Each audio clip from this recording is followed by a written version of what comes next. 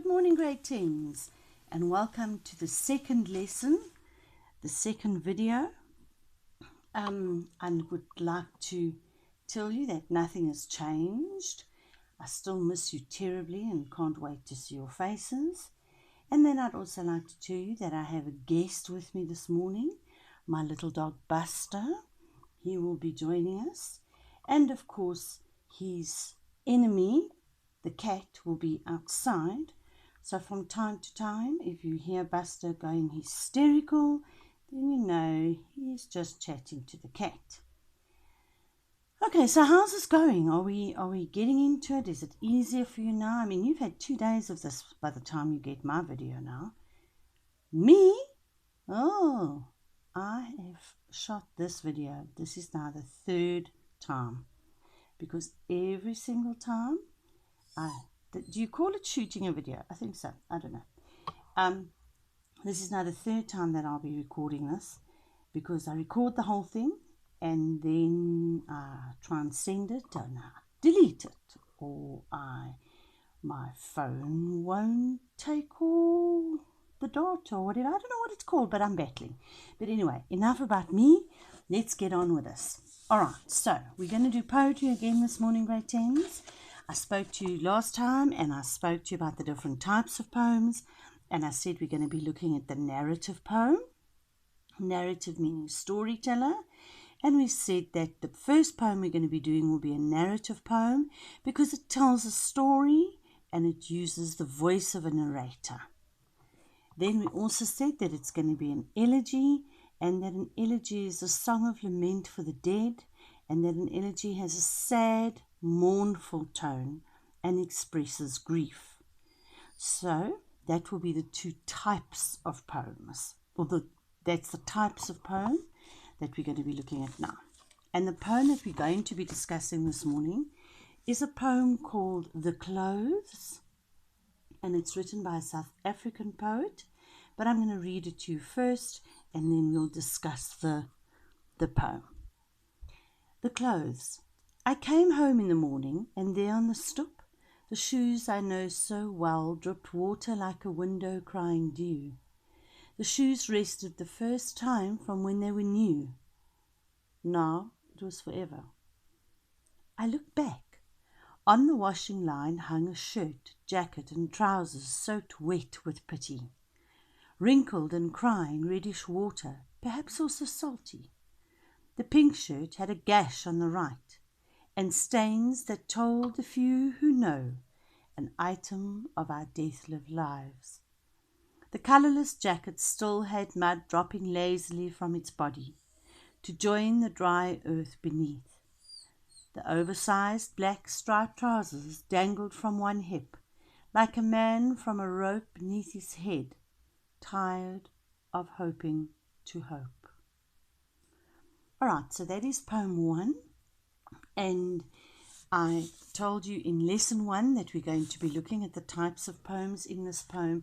And then we're also going to be looking at the figures of speech, and specifically at 3 different kinds of figures of speech.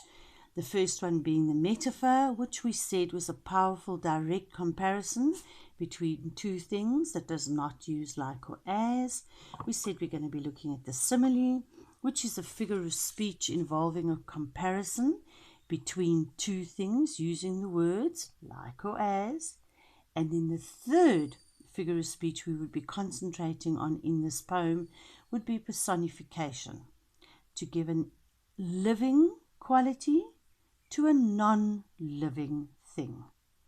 All right, so we discussed that in lesson 1. Now let's concentrate on the actual poem of the day. Now, the first thing we need to know is that the poet was a man called Wally Serote, Wallysserote.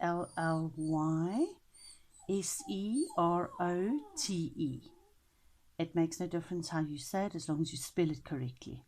He was born in 1944 and he's a South African poet. Grade 10s, Wally Serote was an activist in the apartheid regime, and he wrote a lot of his poetry from personal experience. He wrote resistance poetry, and this often got him into a lot of trouble, so much so that in 1969 he spent 9 months in solitary confinement. Now, what solitary confinement means, solitary means on your own. So he was put into a jail cell, and he could see nobody and speak to nobody for 9 months. As I said to you, a lot of his poetry is politically activated and is resistance poetry.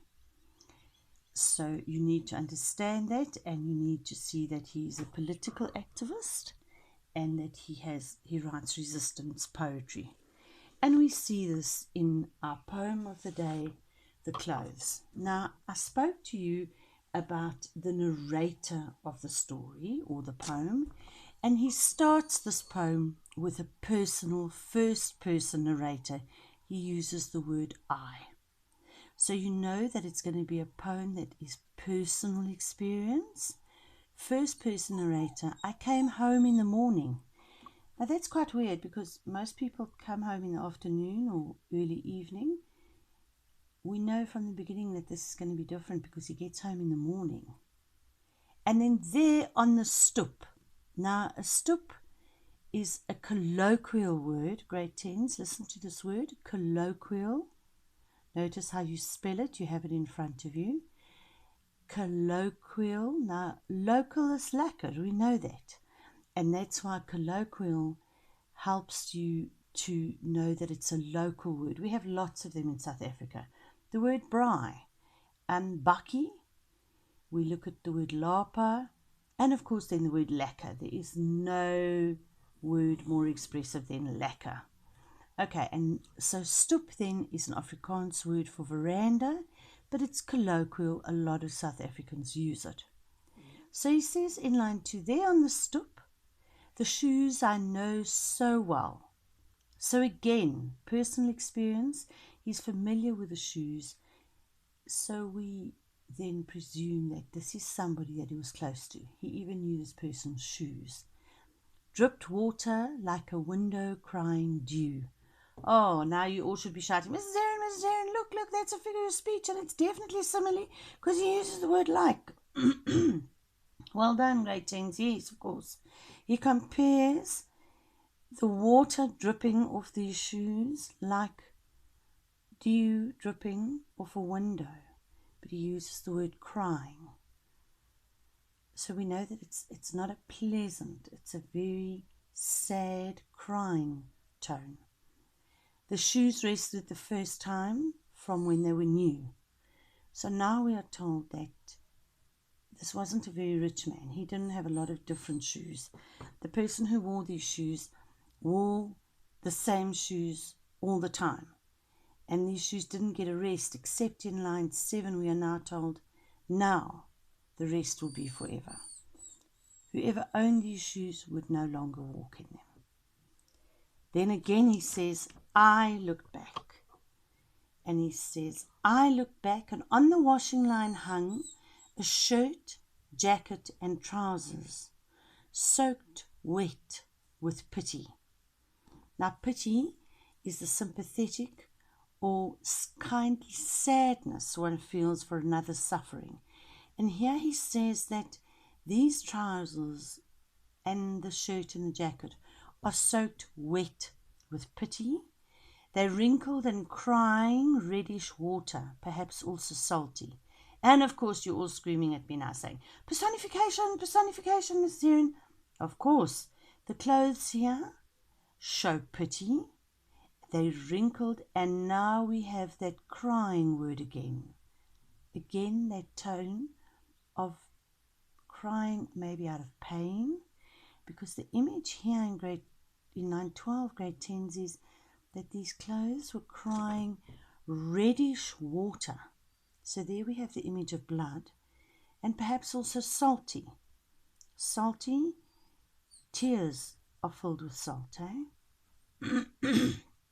Excuse me. Line 13. The pink shirt had a gash on the right.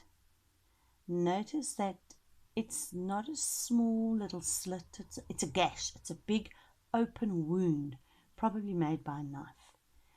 The pink shirt had a gash on the right and stains that told the few who know an item of our death-lived lives.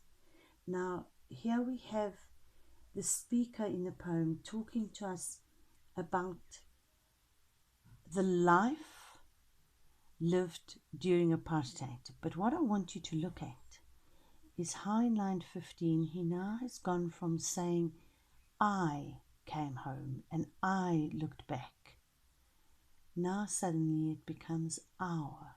So he goes from being one person telling his story, he now starts talking about the lives of all those who suffered during the apartheid regime. Our death-lived lives. In line 16, we have the colourless jacket still had mud dropping lazily from its body to join the dry earth beneath. Aha, figure of speech, of course. How could mud drop lazily? Grade 10s, we also have in line 18 the image of the mud dropping down onto the dry earth beneath, and we are reminded of the words often used at a funeral, ashes to ashes, dust to dust. And here we have that image of the mud returning to the earth. So we realize now that the person who wore the shoes, the person who wore the clothes, and he's used words such as crying, and then he's explained that lives are so quick, life can be taken away so quickly. And now here we see this image of the words used at a funeral, so we know now that the person who wore these clothes has passed away. The oversized black striped trousers dangled from one hip, like a man from a rope beneath his head, tired of hoping to hope. Like a man from a rope, so here the comparison is between the trousers and a man who has been hanged. Now remember grade 10 that today you hang the washing on the line, yesterday you hung the washing on the line. So the past tense of hang is hung, unless you're speaking about somebody who is hanging, as in to cause death. Then the past tense of hang, today the man will hang himself, yesterday the man hanged himself. So here we have the oversized black trousers dangled from one hip, like a man from a rope beneath his head, tired of hoping to hope. So here we have the cause of this person's death, and we see that it was probably by hanging, whether it was suicide or the cause of how the man got hanged. We're not told, but we know that he was hanged and he was tired of hoping to hope. He was tired of hoping to hope, which brings back what Siroti is talking to us about, and he's talking to us about how the poem explores hopelessness that was a way of living during the apartheid regime. I'm going to end with the poem there now with analysis, because I said to you that we're only going to be looking at the type of poem, and we've seen that this definitely was a song of lament for the dead, sad, mournful, and that it told a story. We also then looked at the metaphor and the personification or the simile in the poem, and that's it. That's all we did in this poem. There's so much more that we can look at and analyze, but for now, that's where I'm going to leave it. We have questions that I need you to do for me, please. Question 1 is the first thing the poet sees on the stoep are the man's wet shoes. The shoes rested the first time from when they were new. What does this tell us about the man who wore them? And there are 3 options. Question 2, refer to stanza 1. Both the window and the shoes have been personified. What human abilities have they been given? For 2 marks. Then, question 3 asks you to refer to line 12. Wrinkled and crying reddish water, perhaps also salty. What does this description tell us about what happened to the man? But now, grade 10s, I want you to be very aware of the fact that question 3 counts out of 3. It's for 3 marks. Buster, will you behave? All right. What have I taught you, grade 10s? Use the mark allocation as... some of you remember, some of you don't. Use the mark allocation as a guide to the length of your answer. So if something is worth 3 marks, you need to make sure that you write enough for me to be able to find you 3 marks in a test or an exam. Question 4, what did the wet trousers look like to the poet? Question 5, what was happening in South Africa at that time that made the poet feel so hopeless? Now we all know the answer there is apartheid, but that's not worth 3 marks. You have to give me your own thoughts and input when you do these answers, please. Right, grade 10s, that then brings me to the end of lesson 2. I trust that you are going to do these answers for me, and I also believe that it's going to get easier for me as we go along. Right, good morning and thank you, grade 10s. The girls can go and the boys can follow, and while we won't meet tomorrow, I know that we will meet again. Don't know where, don't know when, but I know we'll meet again some sunny day. Thank you, grade 10s.